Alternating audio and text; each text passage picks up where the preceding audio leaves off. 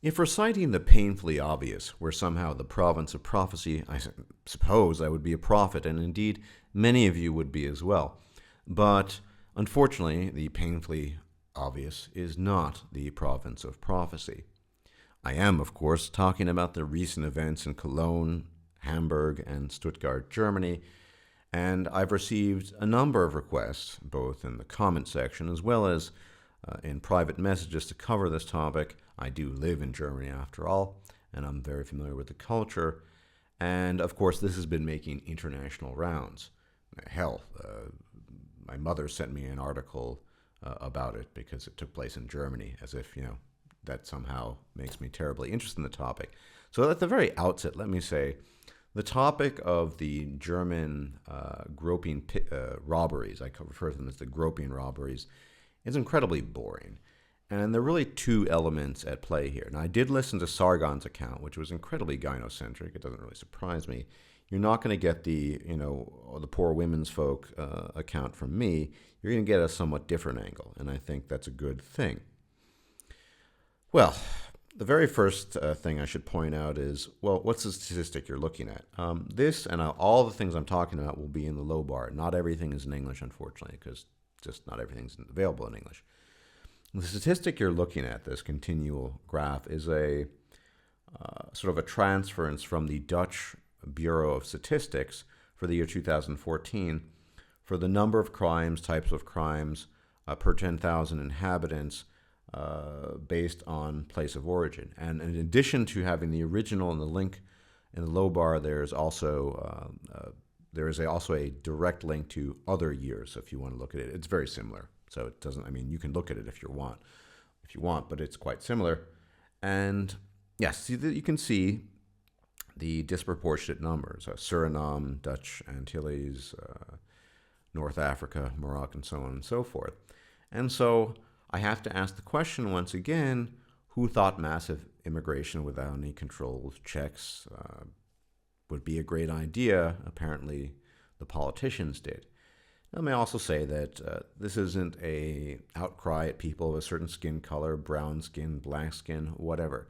But we are talking about the transposition of people from a certain cultural milieu that has just very little in common with the new cultural milieu they're transported to, and we expect them to behave in accordance with the way everyone else behaves, like the way I mind my own business and the way Herr Schmidt minds his own business, and so on and so forth.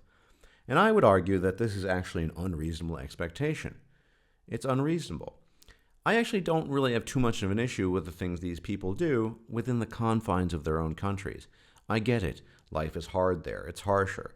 And the law is not as readily and as eagerly enforced there as it is here.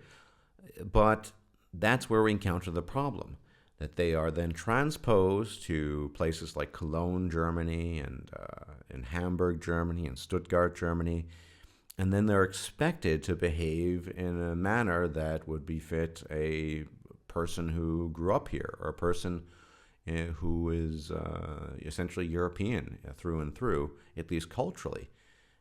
But that's not a reasonable expectation. In fact, once, as I said at the outset, it's painfully obvious that these people are not going to behave in a way that will satisfy lots of people. So yes, particularly in the city of Cologne, there were a number of quote-unquote attacks. Most of this involved robbery. So essentially what the assailants had done were they would let firecrackers go off. They would grope the women, many of these women, but it was all a distraction in order to get at their money and their purses, their wallets, and so on and so forth. There was one real rape, apparently.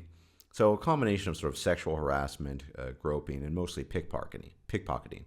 Now, of course, I don't approve of any of this, but we do need to be aware of how this came to pass. The insane policies that European leaders have been pursuing for years now, this is, as I like to say, as the title implies, the chickens coming home to roost. This does not surprise me. What happened in Cologne and Hamburg and Stuttgart, these things don't surprise me one iota. They don't surprise me in the slightest. Look at the statistics. Go to the Dutch Bureau of Central Bureau of Statistics. You'll see we get similar figures. Now, I don't care that these people are a certain skin color, as I said. I care that they come from a certain cultural background where these kinds of activities are much more acceptable, and to some extent, than they are here. Less readily punished, and so on and so forth. Let them stay there. That is my view on this. And people who commit these sorts of crimes, whether it's against men or women, and there were men that were physically assaulted during all this nonsense, they should be deported. It's pretty simple.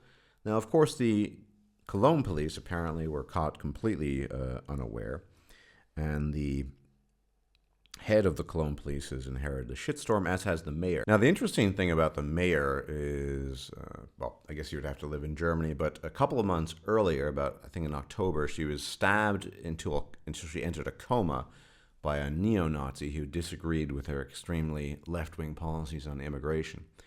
And here she is, recently apparently defending her policies yet again. Now, more and more evidence has come to light that the police apparently intentionally attempted to hide the origin of the assailants, the attackers, the criminals, whatever. And people are terrified that this might be linked to the possibility of immigration gone wrong. Now, there's also a video of a bouncer in circulation, and Sargon ran it off.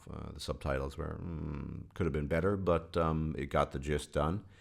And he mentions this thing called Karneval. Now, years ago, I lived in Bonn, which is the former capital of former Western Germany, and shares many cultural traditions with Cologne. Not the same cities, but so years ago, I lived in that area, and there's this thing called Karneval. Now, to put it simply, Karneval is basically an excuse to wear stupid costumes and get stupidly drunk and act like an idiot. And this goes on for a long, long time. I think it takes place in February. I think. But I'm hardly an expert on these matters. And it's something that belongs to the so-called Rheinland Kultur, the culture of the area. So I experienced that in Bonn years ago, and I imagine in Cologne it must be that much worse in terms of the crowds and the drunkenness. And so the bouncer said, I can't wait to see what happens during Carnival, because they're going to have a lot more crap going on than you could possibly imagine. It's not just one night. It goes on and on and on and on. I forgot for how long, a couple of days, a week. And the issue here is that you can't really have this unlimited, unchecked, unvetted immigration and not expect this stuff. None of this is surprising to anyone who's been paying attention. None of this. The chickens have come home to roost. So, the other element to the story, which I find quite interesting, and it's one that Sargon capitalized on quite heavily in his gynocentric narrative, was, it's the women's folk. Why is this getting so much attention? Look, if a bunch of guys had been assaulted and robbed on New Year's in a place like Cologne or Hamburg or Stuttgart, there would be maybe a couple of local newspapers in those cities publishing a story about it. You wouldn't get the New York Times talking about it. You wouldn't get the BBC talking about it. It would just be, the guys got beat up, whatever. But the women's were affected. And when the women's are affected, that's when we start worrying. That is when things get serious, right? Of course, that's when things get serious. They were groped, one was possibly raped, and many of them are robbed. And because women were affected, that's when the entire world takes notice. And there's a kind of perverse hope in all of this, is the idea that if women are affected, things actually change and get done. I'm forced to recall some of the workplace changes that took place, I believe it was in the earlier 20th century in Canada, not because men had been injured on the job or hurt or killed. I mean, that would be going on forever, because some women were affected. And then you put in some changes, right? You put some changes in place.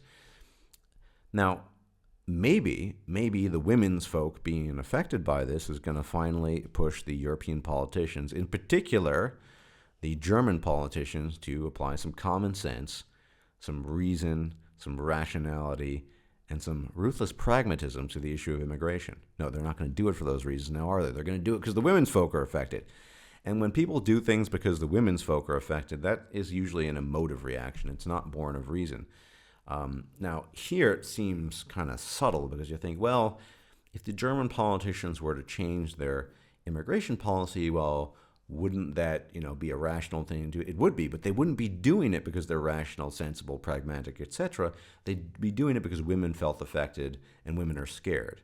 Now, on another interesting note, you listen to the story of the bouncer, how the scared women were shivering behind him and trembling and begging for his help. So much for the image of strong, empowered women. Well, that's all down the tubes.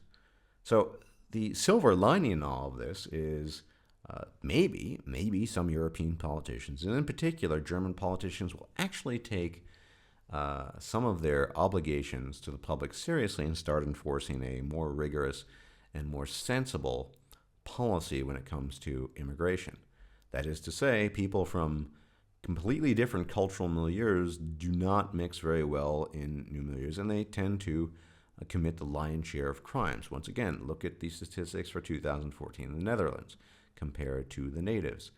I mean, just wildly disproportionate in most respects. But it's also an indication of our unreason, right? I've said this before, incidentally. What Germany has done for decades now is attempt to replace the unreason of the past that we found in things like National Socialism and some of the atrocities that Germany committed during World War II with a new kind of unreason. The unreason that every German on earth is afraid of being called a racist or an anti-Semite or a Nazi or whatever. And it's crippling their ability to handle these issues. And frankly speaking, it's crippling their ability to practice what the Germans might call Realpolitik, which doesn't really have an English translation. In fact, we use the same term, Realpolitik. I'm sure you're familiar with it. We really need a healthy dose of Realpolitik when it comes to the immigration issue, because this is, recent. I looked some recent articles online. You can see that, yes, some of these guys probably were asylum seekers, and even if they weren't, the point is that they come from a different cultural background, where theft and crime and possibly rape and murder are more acceptable and not as punishable by the law, and thus they don't really have the capacity, at least immediate capacity, to blend in and just get along with everyone else. It's that simple. The chicken's coming home to roost. Nobody should be surprised about this. I've talked about it before. Other people have talked about it.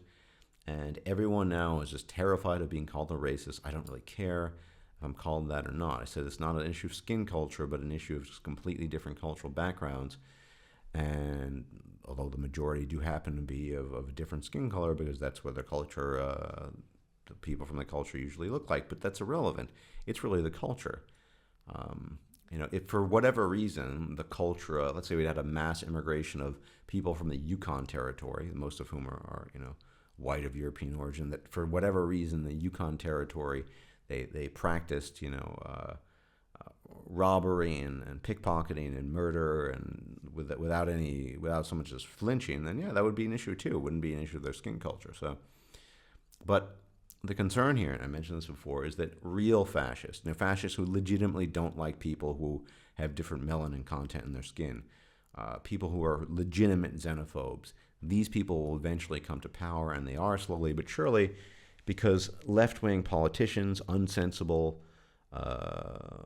politicians, irrational politicians, are making really bad decisions on their own countries. And I think, like I said, if this happens again, say in the Rhinelandian festival, a drunken festival of stupidity, I remember when I was a university student way back when in Bonn, I hated it. I locked myself away. It was loud and obnoxious. But if it happens again, well, there could be issues.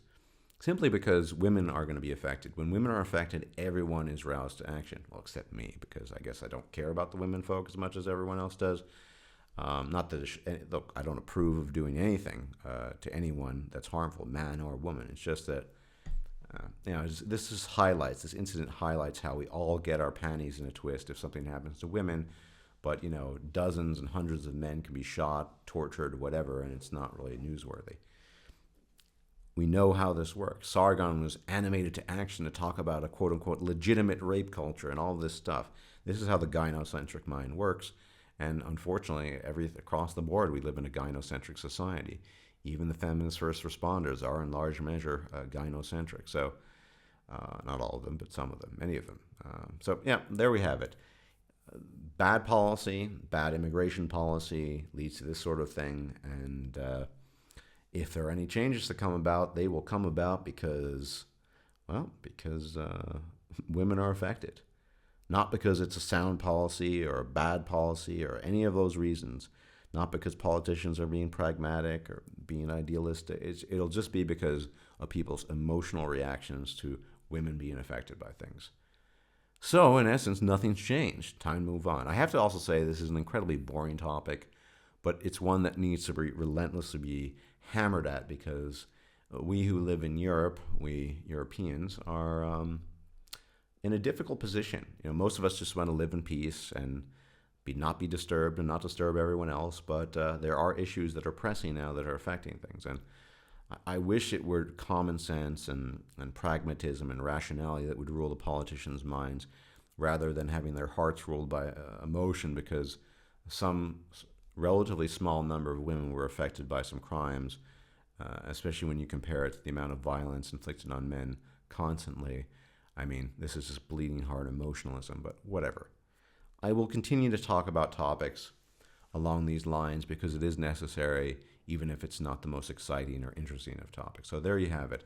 That is my take on the attacks that took place in the cities of Cologne, Hamburg, and Stuttgart. And yeah, I'm not surprised. And if it happens again, I won't be surprised either. So there you have it. Everyone, thanks for listening. As always, take care. And you enjoy your weekend.